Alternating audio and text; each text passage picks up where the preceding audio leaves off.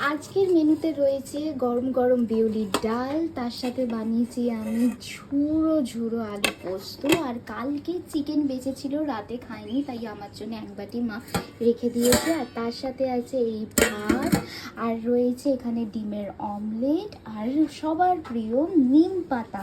কার কার নিম পাতা খেতে ভালো লাগে আমাকে বলো, হ্যাঁ। আর এখানে বানিয়েছি আমি পাঁপড়, আর রয়েছে খাবার পরে এই কলা আর পেঁপেটা আর দেখালাম না। তো আজকের মেনুটা তোমাদের কেমন লাগলো আমাকে নিশ্চয়ই কমেন্টে বলো। তাহলে এখানে আমি আমার বাবাকে খেতে দিয়ে দিয়েছি। দেখো, প্রথমে বাবাকে দিই, তারপরে আমরা খাই। আর এখানে আমাদের অনেক ফ্রুটসও আছে। ফ্রুটস সত্যি স্কিনের পক্ষে খুব ভালো, তাই আমি ডেইলি একটা করে ফ্রুটস খাই।